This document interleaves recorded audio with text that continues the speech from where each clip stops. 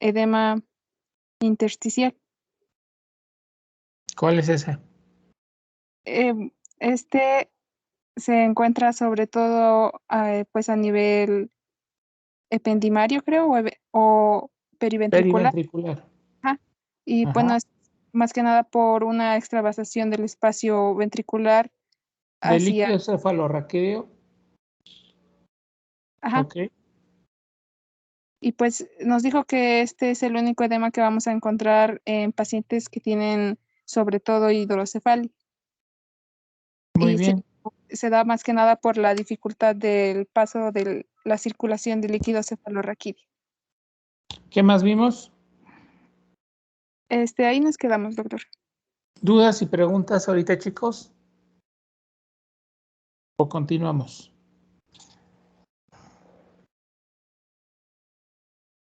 Continuamos. Ok, ahora vamos a hablar un poquito de lo que es las diferencias de un capilar somático y de un capilar cerebral. El capilar somático pues lo encontramos en la mayor parte. Normalmente tenemos un componente arterial y un componente venoso. Normalmente se comunican unos a otros. Y pues bueno, aquí encontramos en este caso lo que es la célula endotelial, donde tiene efectos sobre todo las sustancias vasoactivas y como tal las vasoconstrictoras para condicionar la permeabilidad o la extravasación de los componentes sanguíneos hacia mi intersticio, ¿verdad? Y pues bueno, a nivel de lo que es la célula endotelial también ocurren mecanismos transcelular, por pinocitosis, pues bueno, como tal, esos mecanismos son los causantes de los mecanismos de la inflamación, del edema, ¿sí? Y como tal, a grandes rasgos. Y bueno, ahora vamos a hablar de lo que es el capilar cerebral. El capilar cerebral, acuérdense ustedes que normalmente es terminal, no se continúa con un capilar de tipo venoso. Y pues bueno, como tal, en este caso encontramos la célula endotelial. Y pues bueno, la célula endotelial está más rica en este caso de más mitocondrias. ¿Por qué? Porque utilizan más transporte activo para lo que es el paso de sustancias. Y pues bueno, las células endoteliales tienen uniones mucho más estrechas que a nivel de lo que es un capilar de tipo somático. Si lo magnificamos, acuérdense ustedes que les presenté una imagen donde encontramos en este caso uniones por caderinas o claudinas, las proteínas HAM, que van a permitir el paso solamente de sustancias ultraselectivas hacia, en este caso, mi intersticio o mi tejido cerebral. Y pues bueno, también tenemos en este caso los astrocitos y pues bueno, una parte de ellos van a, que se le llama pies de los astrocitos, también le van a dar una cualidad para que genere como tal un paso de sustancias ultraselectivas y no cualquier componente sanguíneo puede pasar a través de esas células endoteliales o de esos piecitos de los astrocitos, y esto lo hace ultraselectivo. ¿Quedamos? Entonces, estas uniones son muy estrechas, tienen más mitocondrias porque utilizan más energía para transporte y pues bueno, eso es la característica.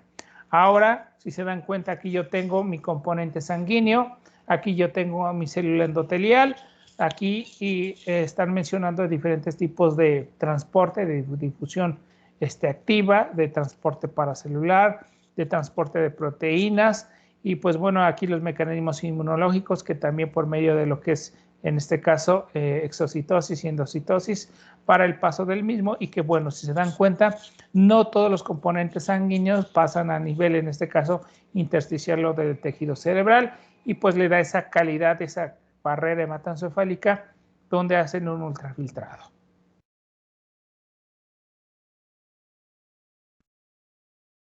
Pues bueno, ese aumento, esa célula endotelial la tenemos acá, donde encontramos esas uniones que son puentes fuertes por las proteínas de ocludinas, por las células HAM, en este caso las caterinas, y que pues bueno, cuando nosotros tenemos alteraciones, sobre todo de esta unión de esta célula, pues van a permitir el paso de los componentes de lo que es, en este caso, las células, en este caso con los componentes sanguíneos hacia mi intersticio. Y pues bueno, esas características son como tal. Ahora, bueno, ya hablamos un poquito de la función, en este caso, de lo que es el capilar cerebral, y pues bueno, esa característica de esas uniones estrechas que no permiten el paso, pues bueno, lo hace como tal ultraselectivo. ¿Qué pasa con el edema de tipo vasogénico? En aquellos pacientes que tienen una presión de perfusión cerebral aumentada, vamos a generar primero disfunción endotelial. ¿Qué pasa? Mis células endoteliales pierden esa unión, esas estrecheces, y obviamente van a generar una hiperperfusión. ¿Qué quiere decir? Los componentes, en este caso sanguíneos, van a pasar a mi intersticio, hacia mi tejido cerebral, y acuérdense ustedes que hay diferencias de mis componentes sanguíneos y de mis componentes, en este caso, del ultrafiltrado. Y pues bueno, aquí estas proteínas van a generar sustancias vasoactivas, van a generar que llamen células de tipo inflamatoria, que generen vasodilatación, que tengan un efecto y que generen como tal el edema.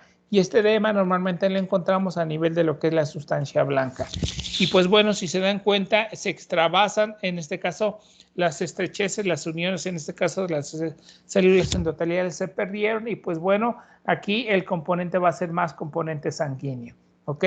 ¿Qué pasa con el edema de tipo citotóxico? Pues bueno, aquí es por una disminución del aporte de oxígeno, donde mi presión de perfusión cerebral baja, donde mi presión de perfusión es menos de 50, y como tal vamos a generar alteraciones sobre todo de mis bombas sodio-potasio ATPasa, de las, en este caso me van a alterar mi transporte de, en este caso de ATP, vamos a encontrar el ácido láctico mayor concentración a nivel intracelular, y vamos a encontrar también lo que es calcio y sodio a nivel intracelular. Entonces, estas sustancias hiperosmolares van a arrastrar líquido del intersticio hacia mi espacio intracelular, y como tal vamos a encontrar así tanto la neurona como lo que es el astrocito, como la célula endotelial.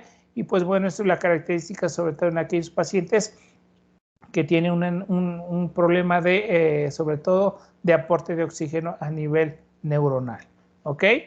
Y pues bueno, el edema de tipo intersticial lo encontramos sobre todo a nivel de lo que es el espacio periventricular. Ahí es donde encontramos la mayor parte de este edema de tipo intersticial, que quiere decir que el componente que vamos a encontrar va a ser líquido cefalorraquídeo extravasado en ese espacio. Normalmente es a nivel de lo que es la sustancia blanca. Ahora, ya teniendo morfogénicamente cómo se encuentra alterado los diferentes tipos, en este caso mi capilar con los diferentes tipos de edema, podemos hablar un poquito ya más de ellos. Ahora vamos a hablar del edema de tipo vasogénico. ¿Cuál es su patogénesis? Normalmente, acuérdense, vamos a encontrar una disfunción endotelial donde va a permitir una permeabilidad capilar aumentada. La localización más frecuente va a ser a nivel de lo que es la sustancia blanca. En la composición del edema van a ser los componentes sanguíneos, donde están ricos en plasma y ricos en sustancias vasoactivas, ¿verdad? El líquido extracelular lo vamos a encontrar más aumentado. Y pues bueno, ¿en qué tipo de lesiones vamos a encontrar el edema de tipo vasogénico? Tumores primarios, metástasis cerebrales, traumatismo craneoencefálico, hemorragias intraparenquimatosas, la presencia de abscesos, la fase tardía de infartos cerebrales, sobre todo por las sustancias vasoactivas para remover ese tejido necrótico. El otro, ahora, ¿qué efecto tiene el esteroide sobre el edema de tipo vasogénico? Va a tener efecto, ¿por qué? Porque vamos a inhibir, en este caso, la producción de sustancias activas, y vamos a generar que no permitan y que no generen más vasodilatación, y como tal vamos a no permitir que aumente, en este caso, mi filtrado de plasma o de proteínas. Entonces, el esteroide, ¿sí tenemos efectos sobre el edema vasogénico? Sí tenemos. El manitol que lo vamos a ver que es un diurético, que lo utilizamos sobre todo para los diferentes tipos de edema. ¿Tiene efectos sobre el edema de tipo vasogénico? Sí tenemos efectos sobre este tipo de edema, ¿ok? Vámonos con el edema de tipo citotóxico. Acuérdense ustedes, esto es por lesión celular, por hipoxia celular, y que normalmente lo encontramos en todos los tejidos, tanto neuronas, tanto tejido glial como células endoteliales, donde encontramos alterados, en este caso, las bombas de transporte, en este caso de ATP. La localización lo podemos encontrar en sustancia blanca y en sustancia gris. ¿Quedamos? La composición del edema pues va a ser un ultrafiltrado de plasma y de agua, sobre todo a nivel intracelular, porque esas sustancias intracelulares generan ese ultrafiltrado del plasma. El líquido extracelular lo vamos a encontrar disminuido porque arrastramos del intersticio hacia el intracelular. ¿Quedamos? La lesión patológica que normalmente me va a generar esto va a ser una intoxicación de agua, obviamente por una disminución de oxígeno, y la fase precoz de los infartos cerebrales. Ahora, ¿el efecto del esteroide tiene efecto sobre el edema de tipo citotóxico? No tiene efecto. ¿Por qué? Porque aquí no encontramos una alteración a nivel de las fenestraciones. Mi problema es a nivel de lo que es el aporte de oxígeno. Entonces, no tengo yo efectos sobre ese tipo de edema. El manitol sí vamos a tener efectos sobre ese tipo de edema. ¿Por qué? Porque ese ultrafiltrado está generándome la presencia de líquido intracelular y como tal, al generarme al administrarle lo que es el manitol, vamos a arrastrar esa agua para disminuir mi cráneo hipertensivo. Ahora vamos a hablar del edema de tipo intersticial. El edema intersticial, acuérdense ustedes, que es un problema de obstrucción. Sucede normalmente en la hidrocefalia y sucede por una pobre absorción de líquido cefalorraquídeo en cualquier sobre todo a nivel de lo que es la circulación de líquido cefalorraquídeo. ¿Dónde lo vamos a encontrar? A nivel de la sustancia blanca periventricular. ¿Qué tipo de composición vamos a encontrar? Líquido cefalorraquídeo principalmente. Y aquí, ¿cómo vamos a encontrar el líquido extracelular? Discretamente aumentado, porque vamos a encontrar hidrocefalia. ¿Cuál es la lesión característica? La hidrocefalia. Ahora, aquí, en el edema intersticial, ¿tengo efecto el esteroide? No me va a tener efecto el esteroide porque el problema es obstructivo y de circulación de líquido cefalorraquídeo. El manitol tiene efecto discretamente porque aquí el líquido extracelular lo encontramos aumentado y puede en algunas ocasiones también que me funcione lo que es el manitol. Pero les había yo dicho que había una sustancia que lo podemos utilizar sobre todo a nivel de edema intersticial. ¿Cuál es esa sustancia? ¿Qué medicamento me funciona? Un diurético. Ajá, ¿cómo cuál? La cetazolamida. ¿Y de qué manera me va a actuar? Pues actúa disminuyendo la producción de líquidos cefalorraquídeo. Okay. Es el único medicamento que me va a servir, sobre todo para el manejo en este caso, pero acuérdense ustedes que solamente es temporal. No puedo yo utilizar la cetazolamida mucho tiempo. El tratamiento es colocar una válvula de derivación ventrículo-peritoneal para que circule ese líquido cefalorraquídeo. ¿Ok? Ya hablamos un poquito de los 3 edemas, entonces, como tal, aquí yo tengo mi mecanismo de compensación donde generamos vasoconstricción venosa y arteriolar, y la otra es compresión de lo que es el líquido cefalorraquídeo hacia el componente venoso, desplazamiento de lo que es a mi espacio espinal, hacia mi espacio subaracnoideo, pero acuérdense ustedes, tiene un límite. Este límite, si ya llego yo a terminar, obviamente paso del estado compensado al estado no compensatorio y empezamos con la sintomatología de cráneo hipertensivo. ¿Ok? Y pues bueno, esto va a depender mucho de lo que es el tiempo. Entre más lento sea la PIC, acuérdense ustedes, voy a utilizar mi mecanismo de compensación. Si se presenta de manera rápida, obviamente esa PIC va a aumentar de manera rápida y no voy a poder utilizar estos mecanismos de compensación, y esto le da esa característica al cerebro que se vuelve más rígido como tal, pierde elastancia y va a presentar la sintomatología de cráneo hipertensivo. Ahora vámonos con el cuadro clínico. El cuadro clínico normalmente se presenta de la siguiente forma. La tríada clásica, que lo menciona la mayor parte de los libros, el deterioro progresivo o rostro caudal y el fenómeno de herniación. Son los 3 tipos o las 3 formas en la cual puedo yo encontrar mi paciente con cráneo hipertensivo. El deterioro progresivo o rostro caudal lo vamos a encontrar, y los mecanismos de herniación sobre todo cuando encontramos una PIC intracerebral de manera rápida.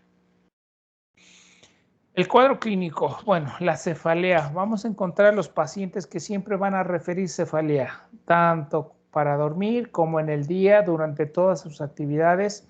Normalmente es de predominio más en las mañanas, que normalmente no ceden con los analgésicos convencionales y lo refieren ellos como una cefalea generalizada, que lo pueden aumentar las maniobras de Valsalva, como al agacharse, como al toser, como al defecar. Y pues bueno, esto es lo que es la característica de la cefalea. El vómito. El vómito normalmente es sin antecedentes de náusea. Cuando tenemos una patología digestiva tenemos ese estado nauseoso y vomitamos. Bueno, aquí no. Aquí nosotros tenemos un paciente que están realizando alguna actividad, hacen una maniobra de Valsalva y al realizar la maniobra de Valsalva van a generar lo que es el vómito.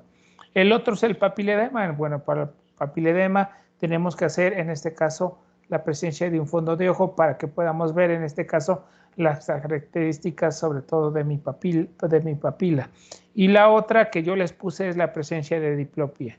Esta diplopia la encontramos también muy frecuente en aquellos pacientes que tienen un cráneo hipertensivo, en este caso ya no compensatorio.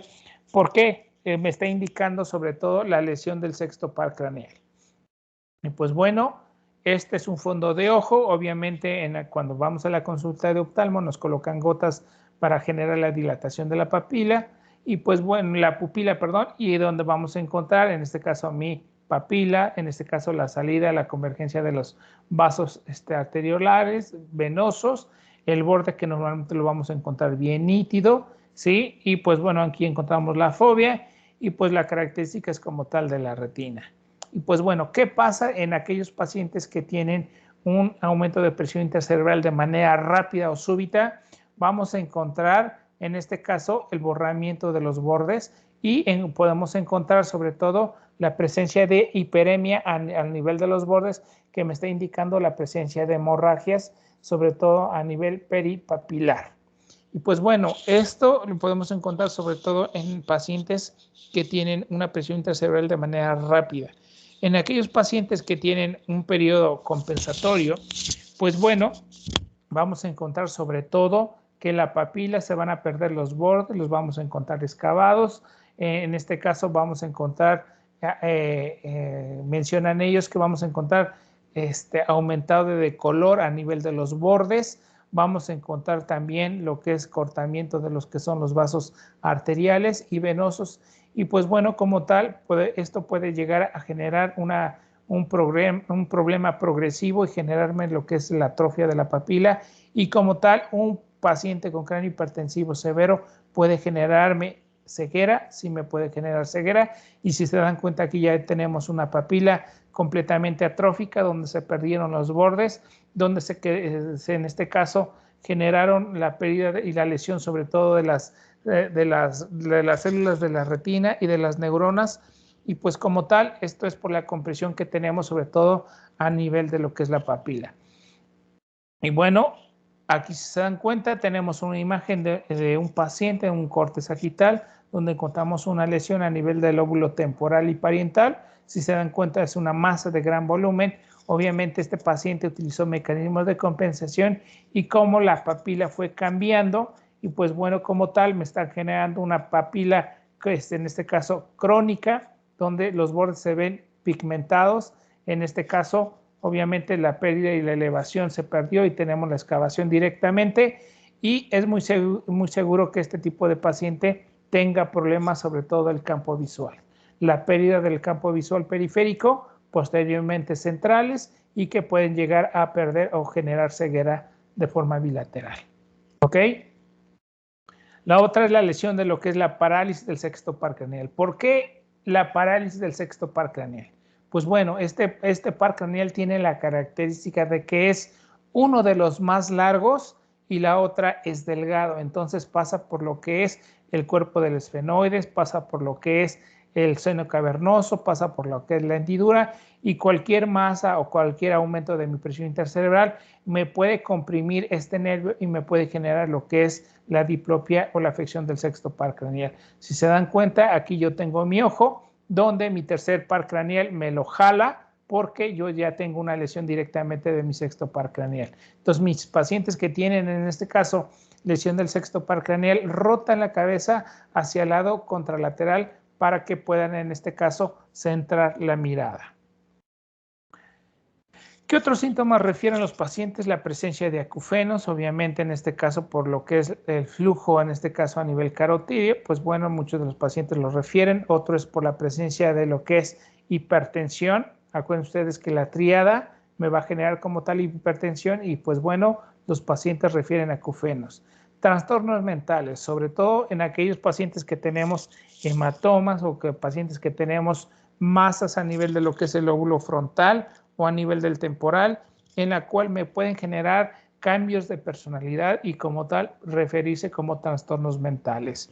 La otra es la disminución de la agudeza visual, que puede ser hasta la pérdida o a la ceguera, y que normalmente vamos a encontrar una disminución de los campos visuales de forma periférica y posteriormente hasta perder lo que es la visión central. Y pues bueno, otros pacientes llegan a encontrar esta característica. Esta tríada no se les vaya a olvidar. La tríada o reflejo de Cushing es una tríada de mal pronóstico que se presenta en pacientes que tienen cráneo hipertensivo, obviamente severa y normalmente se anteceden o se presentan en aquellos pacientes que tienen ya fenómenos de herniación. ¿Y en qué consiste esta tríada?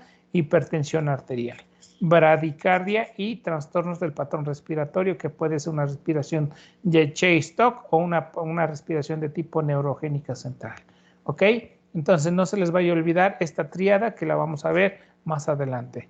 Ahora, en este caso, el deterioro rostrocaudal obviamente me está indicando que tenemos una disminución de la presión de perfusión cerebral y como tal me van a generar que encontremos una escala de Coma-Glasgow baja y pues podemos encontrar disminución progresiva del nivel de conciencia, la presencia de lo que es bradipsiquia, disminución de sus funciones superiores, desorientación temporoespacial, la presencia de estupor, la presencia de coma o la presencia de alguna posición por respuesta, en este caso una respuesta de flexión anormal o una respuesta de extensión anormal, y encontrar alguna lesión focal característica de un infarto o la presencia de lo que es una hemorragia en este sitio.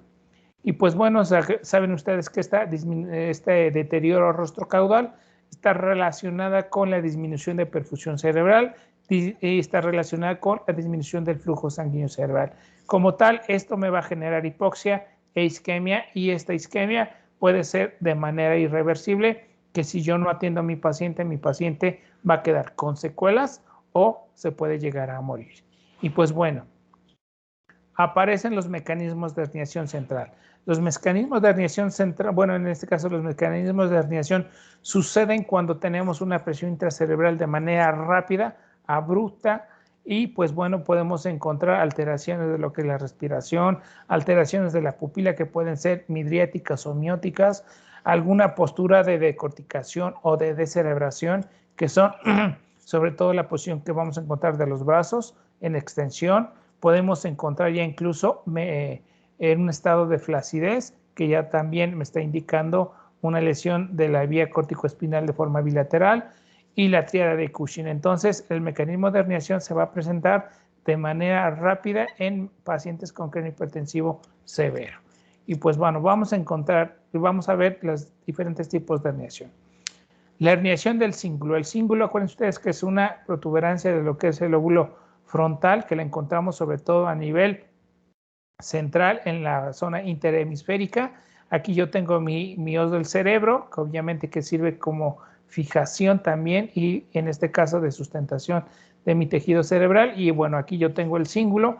Y pues bueno, cuando yo tengo una masa a nivel de lo que es la región parietal o la región frontal, me puede desplazar en este caso el cíngulo, y ese cíngulo me puede generar en este caso compresión del sistema ventricular o compresión de la arteria cerebral anterior que pasa en este sitio, y como tal me puede generar problema de trombosis de esa arteria, y como tal también puede generarme problemas de irrigación de esa arteria cerebral anterior. No tiene un rasgo característico clínico, pero pues obviamente me puede indicar que tiene cefalea, que tiene vómitos sin antecedentes vómitos sin antecedentes de náusea y la presencia del papiledema. Tomamos una tomografía y encontramos en este caso una compresión del sistema ventricular, desplazamiento de la línea media, o en este caso una trombosis o una compresión de la arteria cerebral anterior. Entonces esta es la hernia del cíngulo. Ahora vámonos con la otra, la hernia del uncus. El uncus igual es una protuberancia de lo que es el lóbulo temporal, que lo encontramos en este sitio. Aquí yo tengo en este caso mi tentorio o mi tienda del cerebelo, en la parte central, se le va a llamar el tentorio, donde permite en este caso lo que es el paso de mi médula espinal, y como tal, aquí yo tengo lo que es el mesencéfalo, protuberancia y bulbo. ¿Quedamos? Y pues bueno, esta herniación del uncus aquí aparece porque se desplaza este lóbulo, esta protuberancia, y me comprime en este caso lo que es mi médula espinal, generándome como tal una característica. Y pues bueno, ¿por qué sucede esto?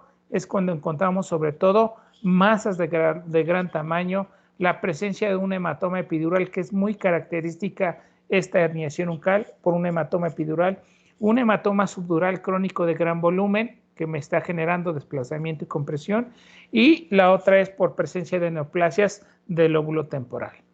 La tercera característica de esta herniación del uncus, acuérdense ustedes, es pérdida de conciencia progresiva. El paciente tiene una escala de Coma-Glasgow en urgencias de 15 y a la hora tiene una escala de Coma-Glasgow de 8 y obviamente hubo un deterioro del estado de conciencia. La presencia de midriasis ipsilateral, ¿ok? Y hemiplegia contralateral, obviamente acuérdense ustedes que la vía corticoespinal aquí ya se decusó y pues bueno, pasa en este sitio y aquí es donde puede comprimir esa vía y podemos encontrar hemiplegia contralateral. Pero ojo, este desplazamiento del uncus también me puede generar compresión del otro lado y obviamente me puede generar también la compresión de la vía corticoespinal a través de la muesca de Kernot-Kahn que la encontramos en este sitio y también me puede generar también hemiplegia ipsilateral. Y pues bueno, como tal también me puede generar en este caso compresión de la arteria cerebral posterior y como tal me puede generar también infarto. Entonces, esta herniación es la más dramática, es la que me genera un deterioro rostrocaudal de manera rápida y es la que tenemos que instalar un tratamiento rápido, ya sea para diagnóstico y tratamiento. Diagnóstico, llevarlo a la sala de radiología para determinar, en este caso, el efecto de masa, y la otra es quirúrgica para tratar de drenar ese hematoma, que me está generando este tipo de herniación. El otro tipo de herniación es una herniación transtectoria central, en la cual sucede cuando, en este caso, tejido cerebral de la región supratentorial lo desplaza a través del tentorio, ¿sí? Y genera, en este caso, desplazamiento y compresión del diencéfalo, del mesencéfalo, y pues obviamente, ¿qué vamos a encontrar? Miosis de forma bilateral, respiración de Cheyne-Stokes. Acuérdense ustedes que la respiración de Cheyne-Stokes normalmente es una respiración rápida, superficial, que normalmente va disminuyendo en profundidad y que puede llegar incluso hasta la apnea. La otra es la pérdida de mirada vertical. Los pacientes normalmente tienen la mirada hacia abajo, no pueden mirar hacia arriba, aunque ustedes le pidan al paciente que mire, va a ser difícil y normalmente es una herniación que tenemos que corregir. Esto sucede sobre todo en aquellos pacientes que tienen una hipertensión cerebral severa y pues bueno, pueden condicionar una punción subaracnoidea y me pueden generar desplazamiento del tejido supratentorial a través del tentorio y generar este tipo de herniación. Entonces, miosis bilateral, respiración de Cheyne-Stokes y pérdida de la mirada vertical va a ser la característica de esta hernia. La otra herniación que vamos a encontrar, que puede ser más mortal y que puede ser más grave, es una herniación de la amígdala cerebelosa o herniación tonsilar, en la cual también sucede por punciones subaracnoideas, ¿sí? Con cráneo hipertensivo severo, en la cual me pueden arrastrar la amígdala en este sitio y a través del agujero magno me puede comprimir en este caso lo que es mi bulbo y en este caso lo que es mi médula cervical. Y acuérdense ustedes que a nivel de bulbo tengo yo el centro de control respiratorio y circulatorio en la cual mi paciente puede generar o puede caer en paro respiratorio. Entonces vamos a encontrar déficit cardiorrespiratorio. Vamos a encontrar hipertensión arterial, en este caso por la diada de Cushing, alta presión de pulso, respiraciones de Cheyne-Stokes, hiperventilación neurogénica. La hiperventilación neurogénica sucede, es una respiración profunda y rápida y que pues bueno, la tenemos que distinguir sobre todo en aquellos pacientes si tienen acidosis metabólica. ¿Por qué? Porque es parecida. Y el deterioro de la conciencia, si al paciente con esas características no le doy un tratamiento de manera rápida y efectiva, téngalo por seguro que se les va a morir su paciente en el servicio de urgencias. La otra herniación que vamos a encontrar es una herniación transtectorial ascendente. ¿Qué pasa? En este caso, mis tejidos a nivel de lo que es la fosa posterior o infratentorial se desplazan a través del tentorio a la parte superior y pues bueno, esto normalmente sucede cuando realizamos un drenaje de tipo ventricular, sobre todo al colocar una válvula de derivación ventrículo-peritoneal y pues sacamos más líquido de lo que no tenemos que sacar. Entonces desplaza el tejido cerebral de la fosa posterior, asciende a través del tentorio y vamos a generar ese tipo de herniación. Normalmente vamos a encontrar anomalías pupilares, defectos de postura, infartos de la arteria cerebelosa superior, porque la vamos a elongar, y normalmente son de mal pronóstico si no corregimos, en este caso, mi presión supratentorial con respecto al infratentorio. Y pues bueno, el diagnóstico, vamos a hablar del diagnóstico. El diagnóstico normalmente es clínico, obviamente, y en base a los hallazgos neurológicos que nosotros encontramos en el paciente. Obviamente, su paciente les va a indicar que tiene 1 mes, 2 meses con presencia de cefalea, que empieza a haber visión borrosa, que tienen alteraciones de lo que es la postura, alteraciones del equilibrio, la presencia de lo que es el vómito cuando realizaban un acto sexual, cuando cargaban, cuando se agachaban. Y pues bueno, le hacen ustedes el fondo de ojo y van a encontrar papiledema de forma crónica. Y pues bueno, para hacer el diagnóstico utilizamos en este caso estudios de radiodiagnóstico y utilizamos estudios de forma invasiva, que pueden ser obviamente no cruentos y cruentos. Pues bueno, tenemos que tener también un catéter central para medir mi presión arterial media. En este caso, medir también, en este caso, nos indica sobre todo de una manera indirecta cómo vamos a medir la presión de perfusión cerebral. Y pues bueno, en base a lo que es la tomografía y la resonancia, pues podemos determinar qué es el causante, qué es lo que me está generando, en este caso, sobre todo microhipertensivo, una hemorragia subaracnoidea, una masa a nivel del lóbulo frontal, desplazamiento, comprensión del sistema ventricular. Y pues bueno, la tomografía es un estudio donde la mayor parte de las instituciones ya lo tienen, es más barato que la resonancia magnética. La resonancia magnética también me da, en base a su fase 1, fase 2, me puede indicar en este caso también qué características encontramos a nivel de tejido cerebral. Y pues bueno, si no lo tenemos, con una tomografía es más que suficiente. ¿Quedamos? Aunque para determinar exactamente cuál es mi presión intracerebral, pues bueno, existe un método donde se coloca un sensor a nivel intraventricular o intraparenquimatoso, pero para este tipo de estudios, pues obviamente tenemos que hacer una invasión, una herida, un trépano, colocar el sensor y este sensor lo podemos determinar o podemos medir para saber qué presión tenemos y pues en base a eso nosotros ya tenemos una presión exacta, cuál es la presión que tenemos en este caso con mi paciente, ¿ok? Y pues bueno, el riesgo de este tipo de procedimientos es la infección o el riesgo de sangrado o herniación de tejido cerebral donde se realizó el trépano. Tenemos entonces medidas de tipo no cruento donde desafortunadamente este tipo de aparatos, acuérdense ustedes que aparecen aparatos innovadores para que podamos nosotros determinar en este caso mi presión intracerebral, pero desafortunadamente tienen bajo sensibilidad y bajo especificidad. Y pues bueno, aquí encontramos el Doppler transcraneal, donde solamente me indica mi presión, mi flujo sanguíneo cerebral, la resonancia tisular también, pero no me está indicando en este caso cuál es la presión intracerebral exacta. La ecografía y la tonometría ocular también me pueden indicar cuál es mi presión intracerebral, pero tienen muchos sesgos y no es tan específica. La audiometría de impedancia, pues también es otro estudio que también ha servido para lo que es la medición de mi presión intracerebral, pero la mayoría son caros, casi todas las instituciones no tienen, y la otra desventaja es que no tienen sensibilidad y especificidad adecuada. Los que tienen mejor especificidad, pues bueno, y mayor sensibilidad, pues va a ser el que colocamos un sensor de forma interventricular o de forma intraparenquimatosa. Lo podemos encontrar también, colocar de forma en el espacio subdural, en el espacio epidural, pero bueno, son mejor el intraventricular.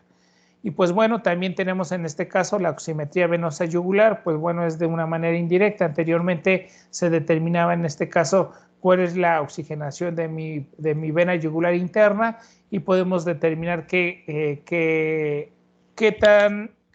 tanto de hipoxia ha tenido en este caso mi paciente.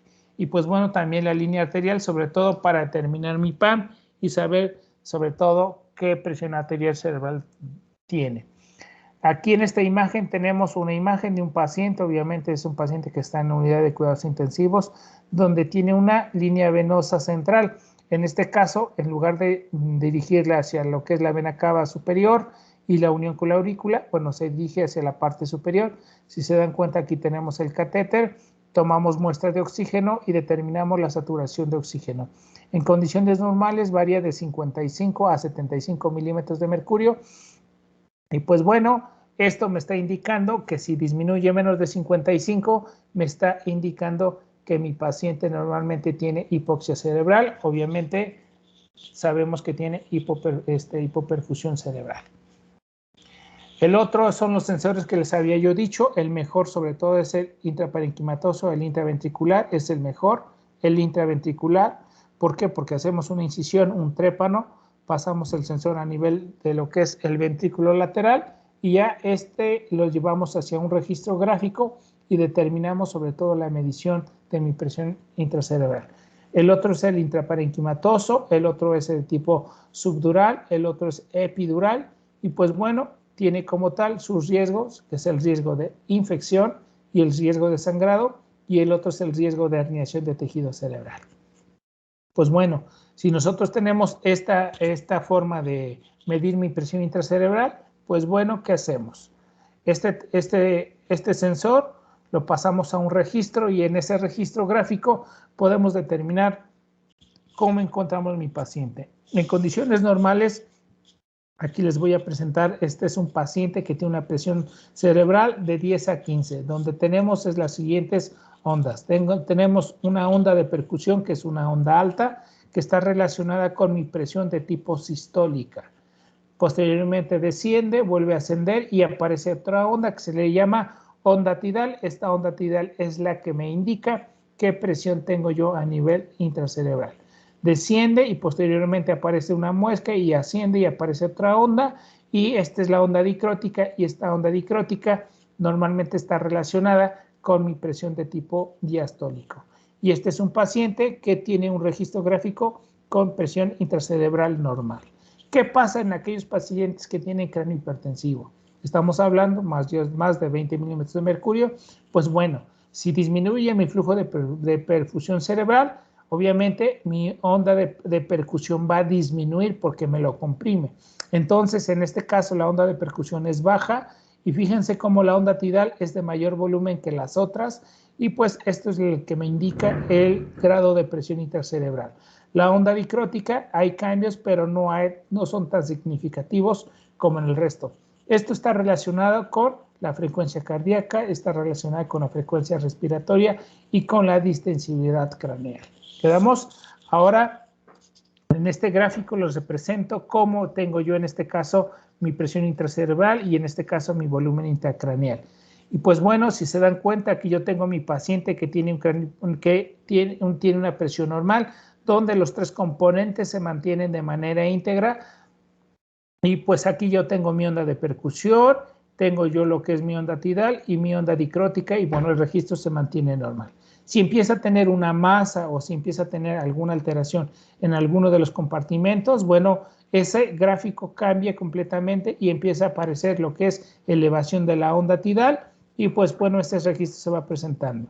Si mi paciente ya tiene un cráneo hipertensivo severo, sobre todo en aquellos mecanismos donde yo tengo un hematoma epidural, una hemorragia subaracnoidea severa que me está indicando que tengo un paciente con cráneo hipertensivo severo, pues obviamente voy a tener este registro, vamos a encontrar este registro de ondas que normalmente lo vamos a encontrar en los gráficos y que lo vamos a ver en la siguiente clase.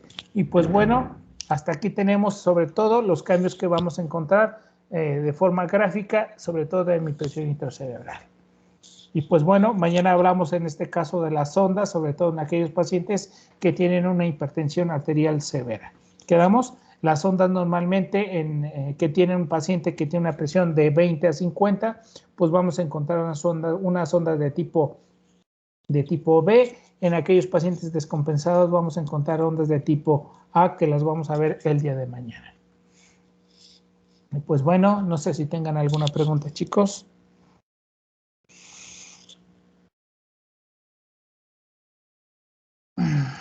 Espero no los haya yo dormido. Y pues bueno, si no hay dudas, el día de mañana vemos al inicio de clase. Creo que todo bien. Gracias, doctor. Gracias. Hasta mañana. Gracias, doctor. Hasta mañana. Bueno, nos vemos mañana. Nos vemos, doctor. Hasta mañana, doctor. Doctor, gracias.